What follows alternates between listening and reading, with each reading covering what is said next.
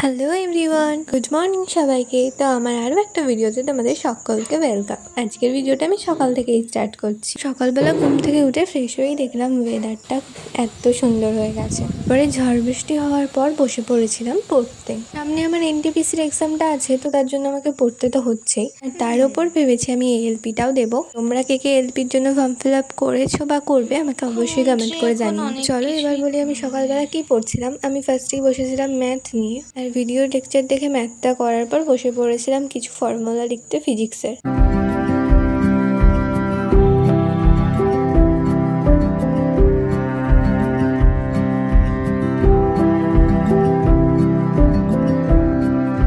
দেন physics আর ম্যাথটা complete করার পর আমি চলে গিয়েছিলাম ব্রেকফাস্ট করতে।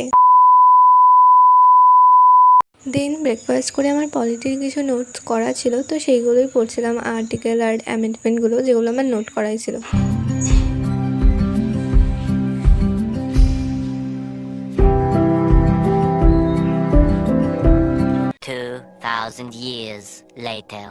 তারপরে আবার ভিডিওটা কন্টিনিউ করছি দুপুর থেকে। আর আমি ভেবেছি এবার থেকে রেগুলারই ভিডিও আপলোড করব, মিনি ব্লগ। যাই হোক, তারপরে আবার নিয়ে বসেছিলাম ম্যাথটাই। আর এখন বই থেকেই কম্পাউন্ড ইন্টারেস্টের ম্যাথগুলো করছিলাম।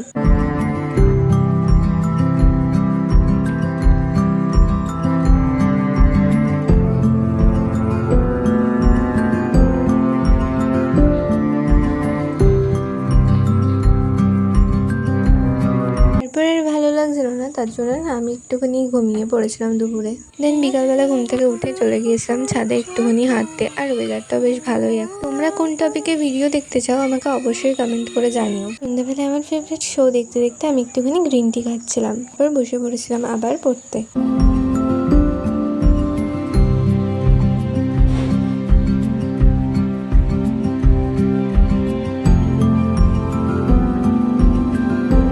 জিকেটা পড়ার পর বসে পড়েছিলাম এনসিইআরটি নিয়ে, আর এটা ছিল ক্লাস 10-এর বই। তো আমি পড়ছিলাম ইলেকট্রিসিটির চ্যাপ্টারটা। এখন আরআরবিতে যেহেতু সায়েন্সের ওয়েটেজটা বেশি আছে, আর এএলবিতেও বলে দিয়েছে যে সায়েন্সটাই নেবে, তো তার জন্য এই সায়েন্স তো ভালো করে পড়তেই হবে।